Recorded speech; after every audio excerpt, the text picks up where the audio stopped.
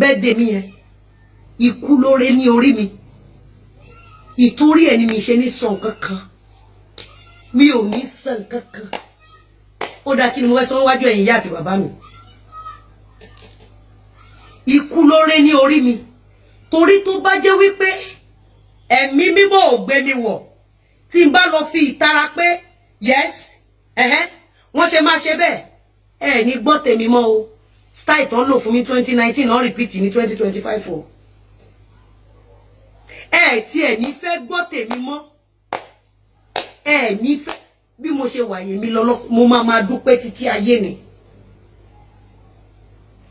ṣé bí mi ni mo jókòó síwájú yín ṣé bí mo jókòó síwájú yín tó bá jẹ́ pé mo lọ bú èébú ni àbí pé mo lọ lérí àbí mi ò fi gbogbo nǹkan lẹ̀ fọ́lọ́run ṣé pastor kan ló preach fún mi kí n tó fi gbogbo nǹkan lẹ̀ fọ́lọ́run ṣé wòlíì kan ni ṣàlàfà kan ni èmi ni torí pé a ti fi hàn mí pé 2019 is coming back on my birthday tó bá jẹ́ pé mo lọ bú èébú ni mommy daddy tó ń wò mí tẹ́ẹ̀lì fojú sunkún ọmọ tó bá jẹ́ pé mo lọ bú èébú ni tó bá jẹ́ pé mo lọ ro ìtara ni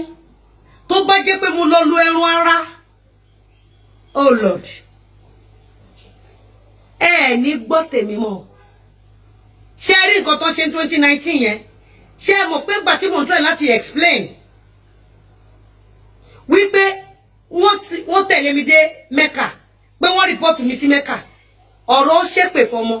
ṣé rí pé kò sẹ́ni tó fẹ́ gbọ́ tèmi mọ́ wọ́n fi ìyà yẹn jẹ ọ̀tá mi gbé 2019 o wọ́n jẹ lọ inú wọn dùn wọ́n dẹ̀ fi mí kó ọ̀rọ̀ jọ àmọ́ tí ọ̀rọ̀ náà ti tán lójú wọn báyìí the greatest mistake tí mo ṣe ní 2019 òun ni pé ìfẹ́ àfẹ́jù trust mo wẹ̀ sọ́wọ́ ni o ṣé wá rí fídíò tí mo ń pariwo ikú lóore lórí mi lọ́jọ́ birthday mi yẹn